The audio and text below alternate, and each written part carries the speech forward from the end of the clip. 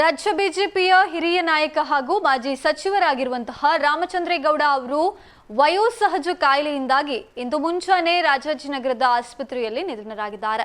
ಕಳೆದ ಒಂದು ತಿಂಗಳಿನಿಂದ ತೀವ್ರ ಅನಾರೋಗ್ಯ ಮತ್ತು ವಯೋಸಹಜ ಕಾಯಿಲೆಗಳಿಂದ ಬಳಲ್ತಾ ಇದ್ದ ರಾಮಚಂದ್ರಗೌಡ ರಾಜಾಜಿನಗರದ ಆಸ್ಪತ್ರೆಗೆ ದಾಖಲಾಗಿ ಚಿಕಿತ್ಸೆಯನ್ನ ಪಡಿತಾ ಇದ್ರು. ಆದರೆ ಚಿಕಿತ್ಸೆ ಫಲಕಾರಿಯಾಗದೆ ಇಂದು ಮುಂಚಾನೆ ಅವರು ಕೊನೆಯುಸಿರೆಳೆದಿದ್ದಾರೆ. ಕರ್ನಾಟಕದಲ್ಲಿ ಬಿಜೆಪಿ ಪಕ್ಷವನ್ನ ತಳಮಟ್ಟದಿಂದ ಕಟ್ಟಿ ಬೆಳೆಸುವಲ್ಲಿ ಮಾಜಿ ಮುಖ್ಯಮಂತ್ರಿ ಬಿಎಸ್ ಯಡಿಯೂರಪ್ಪ ಅವರಿಗೆ ಹೆಗಲಿಗೆ ಹೆಗಲು ಕೊಟ್ಟು ಸಾಥ್ ನೀಡಿದ್ದ ಪ್ರಮುಖ ನಾಯಕರಲ್ಲಿ ರಾಮಚಂದ್ರೇಗೌಡರು ಒಬ್ಬರಾಗಿದ್ರು.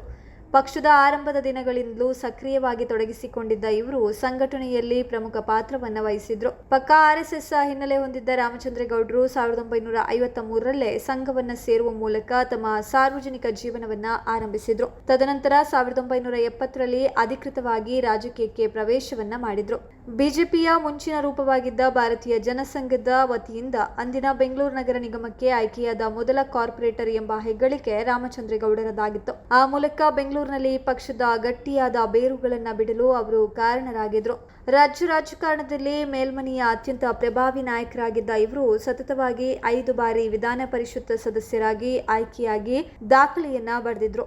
ಬಿಎಸ್ ಯಡಿಯೂರಪ್ಪ ಅವರ ನೇತೃತ್ವದ ಸರ್ಕಾರದಲ್ಲಿ ಇವರು ವೈದ್ಯಕೀಯ ಶಿಕ್ಷಣ ಸಚಿವರಾಗಿ ಮಹತ್ವದ ಜವಾಬ್ದಾರಿ ನಿಭಾಯಿಸಿದ್ರು. ಸುಮಾರು 5 ದಶಕಗಳ ಕಾಲ ಸಕ್ರಿಯ ರಾಜಕೀಯದಲ್ಲಿದ್ದ ರಾಮಚಂದ್ರೇಗೌಡರು 2018ರಲ್ಲಿ ವಯೋಸಹಜ ಕಾರಣಗಳಿಂದಾಗಿ ಸಕ್ರಿಯ ರಾಜಕಾರಣದಿಂದ ನಿವೃತ್ತಿ ಘೋಷಿಸಿದ್ರು. ಇವರ ನಿಧನದೊಂದಿಗೆ ಕರ್ನಾಟಕ ಬಿಜೆಪಿಯ ಆರಂಭಿಕ ದಿನಗಳ ಒಂದು ಮಹತ್ವದ ಅಧ್ಯಾಯ ಕೊನೆಗೊಂಡಂತಾಗಿದೆ.